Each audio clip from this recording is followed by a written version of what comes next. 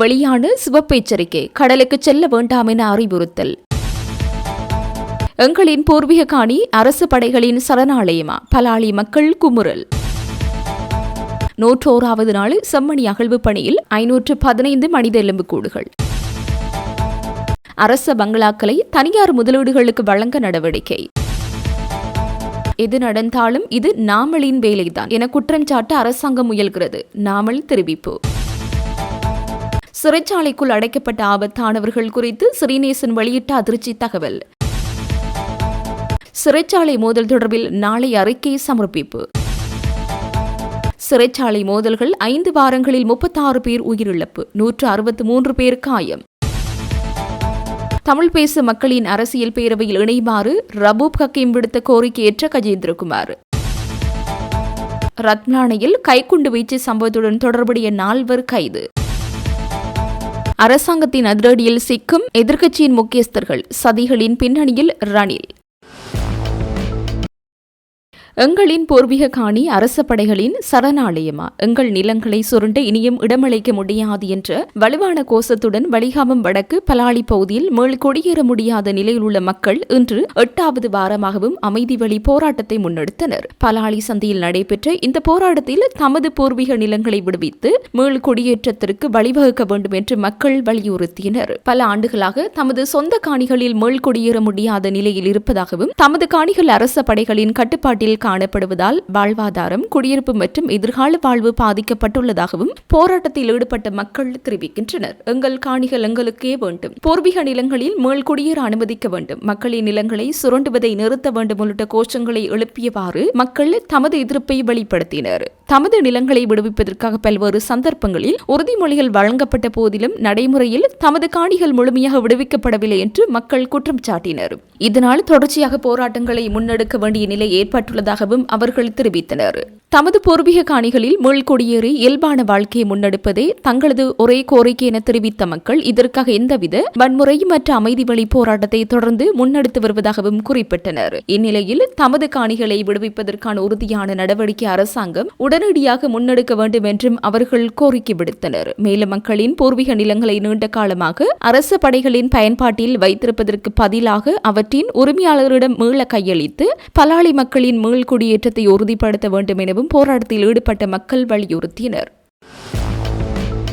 பலத்த காற்று மற்றும் கொந்தளிப்பான கடற்பரப்புகள் குறித்து வளிமண்டலவியல் திணைக்களம் சிவப்பு எச்சரிக்கை அறிவிப்பொன்றை வெளியிட்டுள்ளது. இதற்கமைய மாத்திரையிலிருந்து ஹம்பாந்தோட்டை ஊடாக பொத்துவில் வரையான கடற்பரப்புகளில் காற்றின் வேகமானது அவ்வப்போது மணித்தியாலத்திற்கு 60 கிலோமீட்டருக்கும் அதிகமாக வீசக்கூடும் என்பதுடன் அப்பகுதிகளில் உள்ள கடல் அவ்வப்போது மிகவும் கொந்தளிப்பாக காணப்படும். எனவே மறு அறிவித்தல் வரை இந்த கடற்பரப்புகளுக்கு செல்ல வேண்டாம் என கடல்சார் மற்றும் மீனவ சமூகத்தினருக்கு அறிவுறுத்தப்படுகின்றது. மட்டக்களப்பு, திருகோணமலை, காங்கேசந்துறை, மன்னார் ஊடாக சிலாபம் வரையான மற்றும் காலியிலிருந்து மாத்திரை வரையான கடற்பரப்புகளில் காற்றின் வேகமானது அவ்வப்போது மணித்தியாலத்திற்கு 50 கிலோமீட்டர் வரை அதிகரிக்கக்கூடும் என அறிவிக்கப்பட்டுள்ளது. எனவே இந்த கடற்பரப்புகளில் மீன்பிடி மற்றும் கடற்படை நடவடிக்கைகளில் ஈடுபடும் சமூகத்தினர் இதுகுறித்து அவதானத்துடன் செயற்படுமாறு அறிவுறுத்தப்படுகின்றனர். கடற்பரப்புகளில் இடியுடன் கூடிய மழை பெய்யும் வேளைகளில் தற்காலிகமாக பலத்த காற்று வீசக்கூடும் என்பதுடன் அவ்வேளைகளில் அக்கடற்பரப்புகள் தற்காலிகமாக மிகவும் கொந்தளிப்பாக காணக்கூடிய சாத்தியக்கூறுகள் உள்ளன. வளிமண்டலவியல் திணைக்களத்தினால் இது தொடர்பாக வெளியிடப்படும் எதிர்வரும் அறிவிப்புகளை அவதானிப்பில் கொள்ளுமாறு கடல்சார் மற்றும் மீனவ சமூகத்தினர் அறிவுறுத்தப்படுகின்றனர். செம்மணி மனித புதைகுழியின் அகழ்வு பணிகள் 100வது நாளை கடந்து நேற்றைய தினம் 101வது நாளாக தொடர்ந்து முன்னெடுக்கப்பட்டன. இதுவரை முன்னெடுக்கப்பட்ட 101வது நாள் அகழ்வு பணிகளில் மொத்தம் 515 மனித எலும்புக்கூடுகள் அடையாளம் காணப்பட்டுள்ளதுடன் அவற்றில் 506 எலும்புக்கூடுகள் முழுமையாக அகழ்ந்தெடுக்கப்பட்டுள்ளன. செம்மணி மனித புதைகுழியில் 3ஆம் கட்ட அகழ்வு பணிகளை 56 நாட்களுக்கு முன்னெடுப்பதற்கு நீதிமன்றம் அனுமதி வழங்கியுள்ளது. அதன்படி 47வது நாளான நேற்றைய தினம் மேலும் 8 எலும்புக்கூடுகள் புதிதாக அடையாளம் காணப்பட்டுள்ளதுடன் ஏற்கனவே அடையாளம் காணப்பட்ட 5 எலும்புக்கூடுகள் அகழ்ந்தெடுக்கப்பட்டுள்ளன. அதேவேளை எழுமாறாக தோண்டப்பட்ட 2 சோதனை குழிகளில் ஒரு குழியிலிருந்து மனித எலும்புக்கூடுகள் அடையாளம் காணப்பட்டுள்ளமை குறிப்பிடத்தக்கது. சிறைச்சாலைகளில் இடம்பெறும் மோதல்களுக்கும் ராஜபக்சக்களுக்கும் இடையில் தொடர்புண்டு என்று அரசாங்கம் குறிப்பிடலாம். தமது இயலாமை மற்றும் பலவீனத்தை பிறிதொரு தரப்பின் மீது சுமத்துவதில் அரசாங்கம் தேர்ச்சி பெற்றுள்ளது என ஸ்ரீலங்கா பொதுஜன பெரமுனவின் தேசிய அமைப்பாளர் நாமல் ராஜபக்ச தெரிவித்தார். அத்னகல பகுதியில் நேற்று மாலை இடம்பெற்ற கட்சி கூட்டத்தில் கலந்து கொண்டு உரையாற்றும் போது மேற்கண்டவாறு குறிப்பிட்டார். தொடர்ந்தும் தெரிவிக்கையில், ராஜபக்சக்கள் ஒருபோதும் வன்முறையை கட்டவிழ்த்து விடவில்லை, அதிகாரத்தை தக்க வைத்துக் கொள்வதற்கான வன்முறையை கையில் எடுக்கவில்லை. முன்னாள் ஜனாதிபதி கோட்டபய ராஜபக்சவின் ஆட்சியில் பூகோள ரீதியிலான தாக்கங்கள் பொருளாதார பாதிப்பை தீவிரப்படுத்தின. பொருளாதார பாதிப்புக்கு மத்தியில் மக்கள் எமது அரசாங்கத்தை பதவி விலகுமாறு வலியுறுத்தினார்கள். நாங்களும் பதவி விலகினோம். நெருக்கடியான சந்தர்ப்பத்திலும் அப்போதைய ஜனாதிபதி கோட்டபய ராஜபக்ச வன்முறையை கையில் எடுக்கவில்லை. ஜனநாயக போராட்டங்களுக்கு மதிப்பளித்து அவர் பதவி விலகினார். அதிகாரத்தை தக்க வைத்துக் கொள்வதற்காக இளைஞர்கள் மீதும் போராட்டக்காரர்கள் மீதும் அரசு தாக்குதலை பிரயோகிக்கவில்லை. இந்த அரசாங்கம் ஜனநாயகம் என்று குறிப்பிட்டுக் கொண்டு அரசாங்கத்துக்கு எதிரான போராட்டங்களையும் எதிர்ப்புகளையும் சூட்சுமமான முறையில் முடக்குகிறது. அரசாங்கத்திற்கு எதிரான நிலைப்பாட்டை கொண்டுள்ளவர்கள் அச்சுறுத்தலுக்குள்ளாக்கப்படுகிறார்கள். சிறைச்சாலை கட்டமைப்பில் காணப்படும் பலவீனம் மற்றும் நிர்வாகத்தின் தோல்வி தற்போதைய மோதல்களால் வெளிப்படுகின்றன. சிறைச்சாலைகளில் இடம்பெறும் மோதல்களுக்கும் நாமல் ராஜபக்சவுக்கும் இடையில் தொடர்புண்டு என்று அரசாங்கம் குறிப்பிடலாம். தமது இயலாமை மற்றும் பலவீனத்தை பிறிதொரு தரப்பின் மீது சுமத்துவதில் அரசாங்கம் தேர்ச்சி பெற்றுள்ளது. சிறைச்சாலை கட்டமைப்பில் ஏற்பட்டுள்ள நெருக்கடிக்கும் உயிரிழப்புகளுக்கும் அரசாங்கமே பொறுப்பு கூற வேண்டும் என்று ஜனாதிபதி அனுரகுமார திசாநாயக்க 2022 ஆண்டு காலப்பகுதியில் குறிப்பிட்டார். ஆகவே தற்போதும் அதே நிலைப்பாட்டில் இருக்க வேண்டும் என்று கேட்டுக்கொள்கிறோம் என்று அவர் தெரிவித்தார். 11,000 பேர் மட்டுமே இருக்கக்கூடிய இடவசதி கொண்ட சிறைச்சாலைகளில் 45,000 பேர் வரை அடைக்கப்படும் போது அங்கு பாரிய நெருக்கடியும் அசௌகரியங்களும் ஏற்படுகின்றன. கடந்த பாதீட்டின் போது அமைச்சுக்கு ஒதுக்கப்பட்ட நிதியை கொண்டு சிறைச்சாலைகளுக்கான அடிப்படை கழிப்பறை வசதிகளை கூட அரசாங்கம் சரிவர அமைத்து தரவில்லை என அவர் சுட்டிக்காட்டினார். என்னை பார்த்தால் அரசாங்கத்திற்கு எப்படி தெரிகிறது என்று தெரியவில்லை. இவர் பார்க்கத்தான் இப்படி இருக்கிறாரே தவிர இவர்தான் பின்னணியில் இருந்து ஒட்டுமொத்த நாட்டையும் இயங்க வைக்கிறார் என்று ஜனாதிபதி நினைக்கிறாரா அல்லது முடிவுகளை எடுக்கிறாரா என்று தெரியவில்லை என்று நகைச்சுவையான பாணியில் அரசாங்கத்தை நாடாளுமன்ற உறுப்பினர் நாமல் சாடினார். நாட்டில் கடந்த 5 வாரங்களில் நீர்கொழும்பு, மகர, கொழும்பு, மெகசின், குறுவிட்ட மற்றும் நீர்கொழும்பு, பழஞ்சேனை ஆகிய சிறைச்சாலைகளில் இடம்பெற்ற மோதல்களினால் 36 பேர் உயிரிழந்துள்ள நிலையில் 163 பேர் வரையில் காயமடைந்துள்ளனர். சிறைச்சாலையில் கைதிகளுக்கு இடையில் மோதல்கள் திடீரென தோற்றம் பெறுகின்ற நிலையில் நாட்டில் உள்ள சகல சிறைச்சாலைகளுக்கும் விசேட பாதுகாப்பு வழங்கப்பட்டுள்ளது. போதைப்பொருள் மற்றும் பாதாள குழுக்களுக்கு எதிராக கடுமையான நடவடிக்கை எடுக்கப்பட்டுள்ளதால் சிறைச்சாலைகளுக்குள் திட்டமிட்ட வகையில் இவ்வாறான மோதல்கள் ஒரு தரப்பினரால் உருவாக்க பொதுமக்கள் பாதுகாப்பு அமைச்சர் ஆனந்த விஜயபால குறிப்பிட்டுள்ளார். நீர்கொழும்பு சிறைச்சாலையில் கடந்த ஜூலை மாதம் 5 மற்றும் 6 ஆகிய 2 தினங்களில் கைதிகளுக்கு இடையில் ஏற்பட்ட மோதல்களினால் 10 சிறைச்சாலை உத்தியோகர்களும் 22 கைதிகளும் உயிரிழந்தனர். இந்த மோதலினால் 100க்கும் மேற்பட்டோர் காயமடைந்தனர். இவ்வாறான பின்னணியில் மகர சிறைச்சாலையில் கைதிகளுக்கு இடையில் ஏற்பட்ட மோதலில் ஒரு கைதி உயிரிழந்த நிலையில் 9 கைதிகள் காயமடைந்தனர். ராணுவம், கடற்படை மற்றும் விசேட போலீஸ் அதிரடி படையினரால் குறுகிய நேரத்திற்குள் இந்த மோதல் கட்டுப்படுத்தப்பட்டது. அதனைத் தொடர்ந்து கடந்த வெள்ளிக்கிழமை இரவு கொழும்பு மெகசின் சிறைச்சாலையில் இடம்பெற்ற மோதலில் ஒரு கைதி உயிரிழந்த நிலையில் 11 கைதிகள் காயமடைந்தனர். நேற்று முன்தினம் காலை குறுவிட்ட சிறைச்சாலையில் இடம்பெற்ற மோதலில் 2 கைதிகள் உயிரிழந்த நிலையில் 15 கைதிகள் காயமடைந்தனர். அன்றைய தினம் நீர்கொழும்பு பள்ளஞ்சேனை சிறைச்சாலையில் இடம்பெற்ற மோதலில் உயிரிழப்புகள் எதுவும் பதிவாகாத நிலையில் 28 கைதிகள் காயமடைந்தனர். இதற்கமைய கடந்த 5 வாரங்களில் 5 சிறைச்சாலைகளில் இடம்பெற்ற மோதல்களில் 36 பேர் உயிரிழந்த நிலையில் 163 பேர் வரையில் காயமடைந்துள்ளனர். சிறைச்சாலைகளில் நிலவும் நிலைமை மற்றும் சிறை கைதிகளின் பாதுகாப்பு தொடர்பில் எடுக்கப்பட்டுள்ள நடவடிக்கைகள் குறித்து விசேட கலந்துரையாடல் ஒன்று ஜனாதிபதி அனுரகுமார திசாநாயக்க தலைமையில் நேற்று முன்தினம் ஜனாதிபதி செயலகத்தில் நடைபெற்றது. நாட்டில் உள்ள 33 சிறைச்சாலைகளில் உள்ள கைதிகளின் பாதுகாப்பு தொடர்பாக மேற்கொண்டு எடுக்கப்பட வேண்டிய நடவடிக்கைகள் குறித்து இதன்போது விரிவாக ஆராயப்பட்டது. அத்துடன் கைதிகள் எதிர்கொள்ளும் பிரச்சினைகள் மற்றும் அவர்களின் நலன்புரி நடவடிக்கைகள் அவசர காலங்களில் செயற்பட வேண்டிய முறைமைகள் குறித்து ஆராய்வதற்கு கூட்டு பொறிமுறையொன்றை நிறுவுவதற்கும் இதன்போது தீர்மானிக்கப்பட்டது. சமூகத்தில் அச்சத்தை ஏற்படுத்திய குற்றவாளிகள், போதைப்பொருள் வியாபாரிகள் மற்றும் பாதாள குழுவைச் சேர்ந்த பெரும்பாலானோர் தற்போது சிறைச்சாலைகளுக்குள் அடைக்கப்பட்டுள்ளதாக நாடாளுமன்ற உறுப்பினர் ஞானமுத்து ஸ்ரீநேசன் தெரிவித்துள்ளார். இதுகுறித்து மேலும் தெரிவித்த அவர், கடந்த காலங்களில் இத்தகைய குற்றவாளிகள் மற்றும் போதைப்பொருள் கடத்தல்காரர்கள் சில அரசியல்வாதிகளுடன் நெருங்கிய தொடர்பை பேணி பரஸ்பர புரிதலுடன் இணைந்து செயல்பட்டு வந்ததாக சுட்டிக்காட்டினார். குறிப்பாக போதைப்பொருள் வழக்கில் கைதான பழைய சுதா என்பவரிடம் விசாரணை நடத்திய போது தான் ஒரு குறிப்பிட்ட அரசியல்வாதிக்கு மாதம் தோறும் 60 லட்சம் முதல் 1 கோடி ரூபாய் வரை வழங்கி வந்ததாக கூறியிருந்ததை அவர் நினைவு கூர்ந்தார். இருப்பினும் தற்போதைய அரசாங்கம் வெளிநாடுகளில் ஒளிந்திருந்த முக்கிய பாதாள உலக தலைவர்கள் மற்றும் போதைப்பொருள் கடத்தல்காரர்களை கூட கைது செய்து சிறையில் அடைத்து போதைப்பொருள் வர்த்தகத்தை கட்டுப்படுத்த நடவடிக்கை எடுத்து வருவதாகவும் அவர் மேலும் தெரிவித்தார். ரத்மலானை ஞானேந்திர பாதையில் உள்ள வீடொன்றின் மீது கைக்குண்டு தாக்குதல் நடத்திய சம்பவத்துடன் தொடர்புடைய நால்வர் நேற்றைய தினம் போலீசாரால் கைது செய்யப்பட்டுள்ளனர். கடந்த ஆகஸ்ட் 5ஆம் தேதி குறித்த இருமாடி வீட்டின் மீது 2 கைக்குண்டுகள் வீசப்பட்டிருந்தன. அவற்றில் ஒன்று வெடித்து சிதறியதுடன் மற்றைய குண்டு வீட்டின் தோட்டத்தில் விழுந்திருந்த நிலையில் போலீசாரால் கைப்பற்றப்பட்டது. இது தொடர்பில் விசாரணைகளை ஆரம்பித்த கல்கிசை போலீஸ் நிலையத்தினர் மொரட்டுவை மற்றும் ரத்மலானை ஆகிய பகுதிகளில் வைத்து இந்த 4 சந்தேக நபர்களையும் கைது செய்துள்ளனர். கைது செய்யப்பட்டவர்கள் 21, 26, 28 மற்றும் 30 வயதுடைய மொரட்டுவை மற்றும் ரத்மலானை பகுதிகளைச் சேர்ந்தவர்கள் என போலீசார் தெரிவித்துள்ளனர். தற்போது வெளிநாட்டில் இருக்கும் திட்டமிட்ட குற்றச்செயல்களில் ஈடுபடும் நபரின் வழிகாட்டலின் பேரிலேயே இக்குற்றச்செயல் இடம்பெற்றுள்ளதாகவும் திட்டமிட்ட குற்றவாளிகளுக்கிடையே நிலவும் தகராறு இத்தாக்குதலுக்கு காரணம் என்றும் இதுவரை மேற்கொள்ளப்பட்ட விசாரணைகளிலிருந்து தெரிய வந்துள்ளது. இக்கைக்குண்டு தாக்குதலால் உயிரிழப்புகள் எதுவும் ஏற்படவில்லை என்பதோடு வீட்டின் 2 ஜன்னல் கண்ணாடிகள் மாத்திரமே சேதமடைந்துள்ளன. சம்பவம் தொடர்பில் கல்கிசை போலீசார் மேலதிக விசாரணைகளை மேற்கொண்டு வருகின்றனர். தமிழ் பேசும் மக்களின் அரசியல் பேரவையில் இணைந்து கொள்ளுமாறு ஸ்ரீலங்கா முஸ்லிம் காங்கிரசின் தலைவரும் பாராளுமன்ற உறுப்பினருமான ரவூப் ஹக்கீம் விடுத்த கோரிக்கையை ஏற்றுக்கொண்ட தமிழ் தேசிய மக்கள் முன்னணியின் தலைவரும் பாராளுமன்ற உறுப்பினருமான கஜேந்திரகுமார் பொன்னம்பலம் அதற்கான உத்தியபூர்வ அழைப்பை அனுப்பி வைக்குமாறும் தமது மத்திய குழுவில் ஆராய்ந்து தீர்மானத்தை அறிவிப்பதாகவும் பதிலளித்துள்ளார்.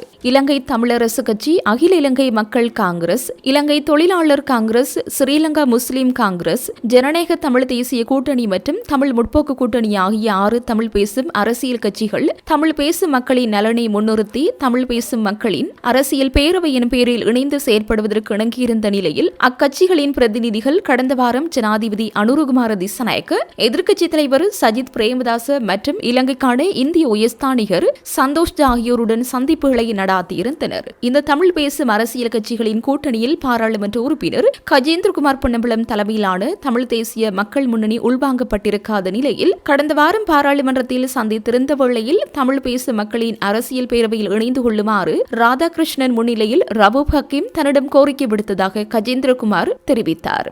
இக்கூட்டணியில் நீங்களும் இணைந்து கொள்ள வேண்டும் என்று நாம் விரும்புகிறோம். அந்த நிலைப்பாட்டை மலையக மற்றும் முஸ்லிம் கட்சிகள் எதிர்க்கவில்லை. ஏனைய கட்சிகளும் இணங்குவது போல் உள்ளது. எனவே இதில் நீங்கள் இணைந்து கொள்ள வேண்டும் என ரவூப் ஹக்கீம் கஜேந்திரகுமாரிடம் வேண்டுகோள் விடுத்துள்ளார். அதற்கு பதிலளித்த கஜேந்திரகுமார், தமிழ் பேசும் மக்களின் அரசியல் பேரவையில் இணைந்து கொள்வதில் எமக்கு எந்த ஒரு பிரச்சனையும் இல்லை. இருப்பினும் அதனூடாக நீங்கள் எந்தெந்த விடயங்களில் கவனம் செலுத்துகிறீர்கள், என்ன செய்ய போகிறீர்கள் என்ற விவரங்கள் அடங்கிய அழைப்பை நீங்கள் எமக்கு உத்தியபூர்வமாக அனுப்பி வைத்தால் அதனை எமது கட்சியின் மத்திய குழுவில் சமர்ப்பித்து உரிய தீர்மானத்தை மேற்கொள்ள முடியும் என தெரிவித்துள்ளார். இது இவ்வாறு இருக்க ஏற்கனவே அண்மையில் கொழும்பில் உள்ள எதிர்க்கட்சித் தலைவர் அலுவலகத்தில் நடைபெற்ற சந்திப்பின் போது தனிப்பட்ட மற்றும் கட்சி சார்ந்த பிரச்சினைகளுக்காக உங்களை தமிழ் பேசும் மக்களின் அரசியல் பேரவையில் சேர்க்காமல் இருப்பதை ஏற்றுக்கொள்ள முடியாது என்ற நிலைப்பாட்டை நானும் தெரியப்படுத்தியிருந்தேன் என கஜேந்திரகுமாரிடம் மனோ கணேசன் கூறியதாகவும் அறிய முடிகிறது.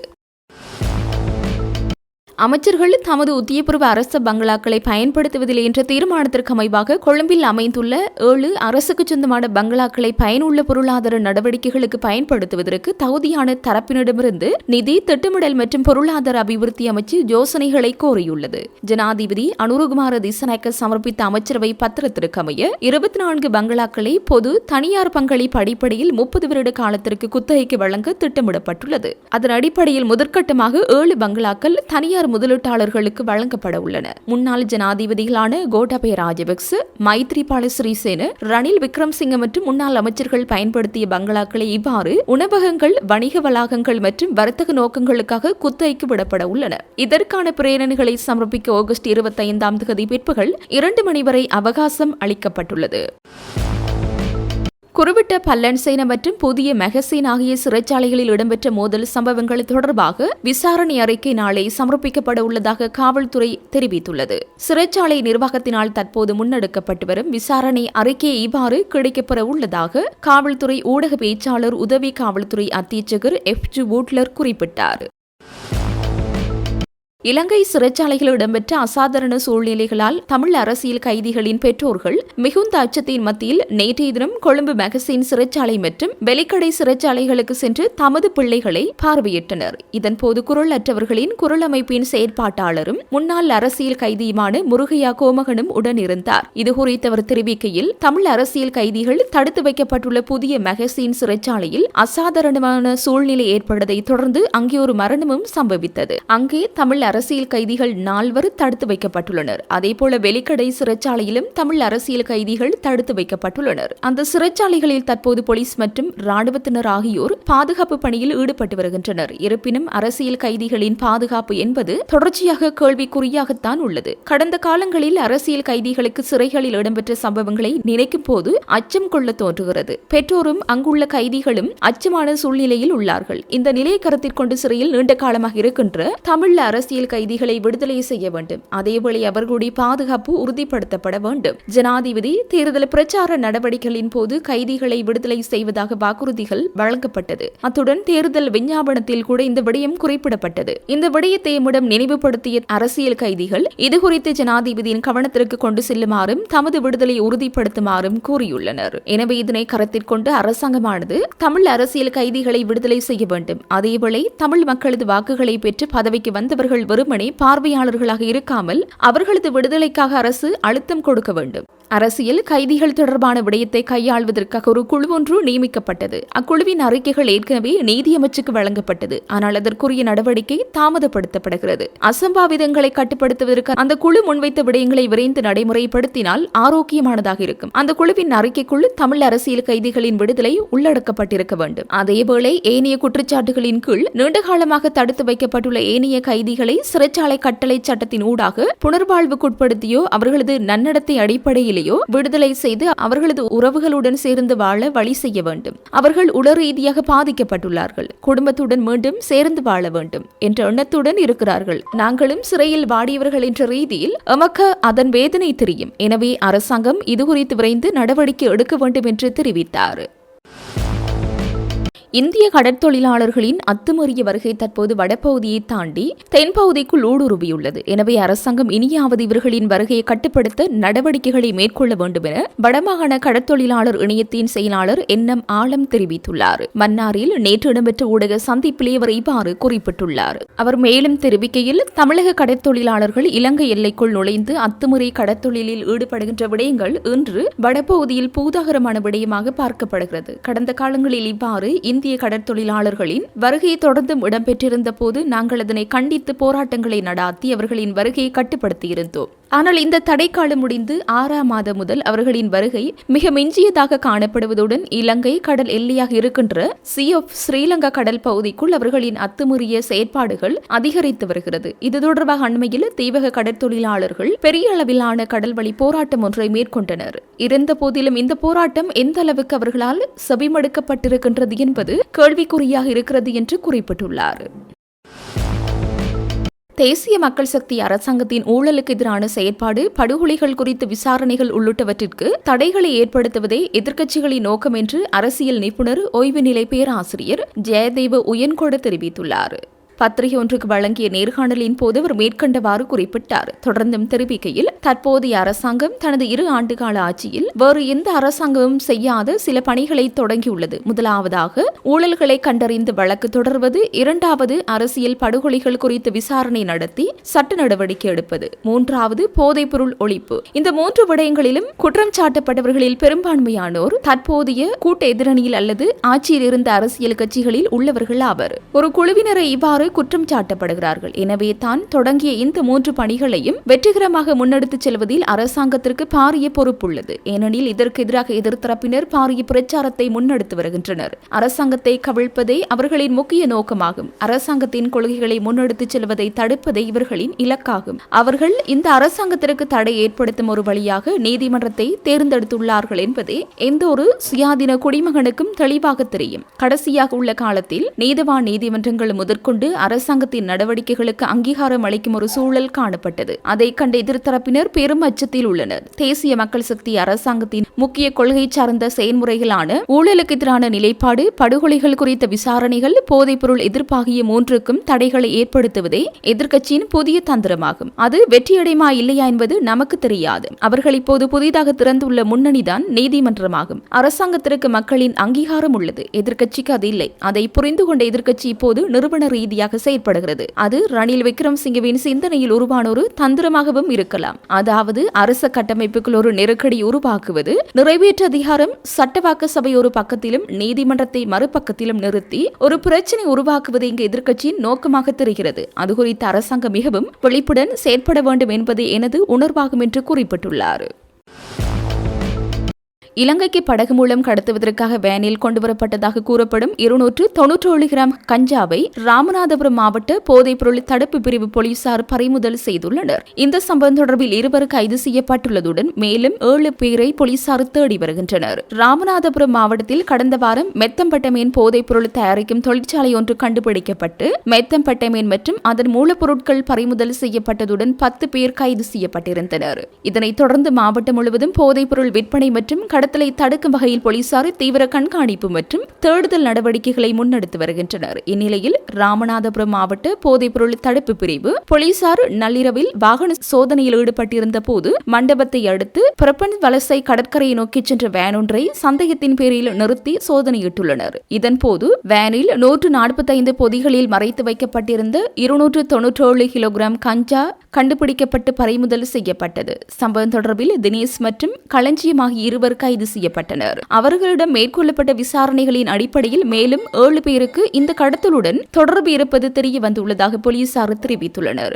அவர்களை கைது செய்வதற்கான நடவடிக்கைகள் தொடர்ந்து முன்னெடுக்கப்பட்டு வருகின்றன. இந்நிலையில் ராமநாதபுரம் மாவட்ட காவல்துறை கண்காணிப்பாளர் சந்தேஷ் செய்தியாளர்களிடம் தெரிவிக்கையில், மாவட்டத்தில் தொடர்ச்சியாக மேற்கொள்ளப்பட்டு வரும் கண்காணிப்பு நடவடிக்கைகளின் காரணமாக இலங்கைக்கு படகு மூலம் கடத்துவதற்காக கொண்டுவரப்பட்ட 297 கிலோ கஞ்சா கைப்பற்றப்பட்டுள்ளதாக தெரிவித்தார். மேலும் இந்த சம்பவம் தொடர்பில் 2 கைது செய்யப்பட்டுள்ளதுடன் 7 பேரை தேடி வருவதாகவும் போலீசார் குறிப்பிட்டனர். ராமநாதபுரம் மாவட்டத்தில் இதுவரை 670 கிலோ கஞ்சா பறிமுதல் செய்யப்பட்டு 212 வழக்குகள் பதிவு செய்யப்பட்டுள்ளதாகவும் இதற்கு மேலதிகமாக மெத்தைம்பட்டமின் போதைப் பொருளும் பறிமுதல் செய்யப்பட்டுள்ளதாக தெரிவித்தார். 297 கிலோ கஞ்சாவை ராமநாதபுரம் மாவட்ட போதைப் பொருள் தடுப்பு பிரிவு போலீசார் பறிமுதல் செய்துள்ளனர்.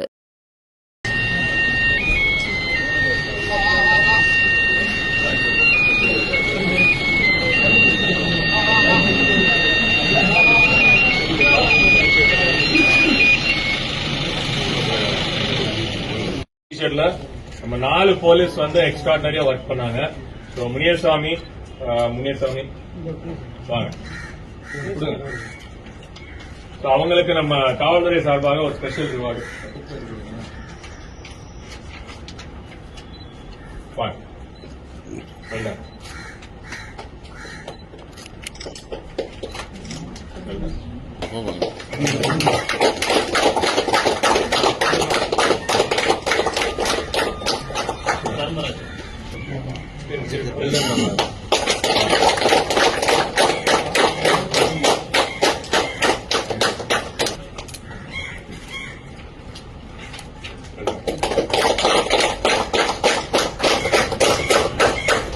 இவங்க 4 பேரு ஸ்பெஷலா இதுக்காக ஒர்க் பண்ணாங்க. அது மட்டும் இல்லாம நம்மளோட லோக்கல் டிஎஸ்பி முத்துராஜ் இந்த கேஸ்க்காக நல்லா ஒர்க் பண்ணாரு. அவங்க கூட இருக்கிற உச்சிப்புலி இன்ஸ்பெக்டர் பாஷா, அதே மாதிரி நம்ம narcotic team head Sivasankaran DSP, இவங்க இந்த கேஸ்க்காக எக்ஸ்ட்ராடனரியா ஒர்க் பண்ணாங்க. ஒரு கமர்ஷியல் கேஸ் போடுறது மட்டும் இல்ல, அதுல ரெக்கார்டிங் தான் ரொம்ப ரொம்ப முக்கியம். ரெக்கார்டிங் நல்லா பண்ணலன்னா அந்த கேஸ் அப்பிட்டல் ஆகிறது வாய்ப்புகள் இருக்கு. அதனால நம்ம எல்லா கேஸ்ல என்னென்ன ப்ரொசீஜர்ஸ் இருக்கோ அதெல்லாம் நீட்டா ஒன்னு ஃபாலோ பண்ணி ரெக்கார்ட் பண்ணிட்டு இருக்கோம்.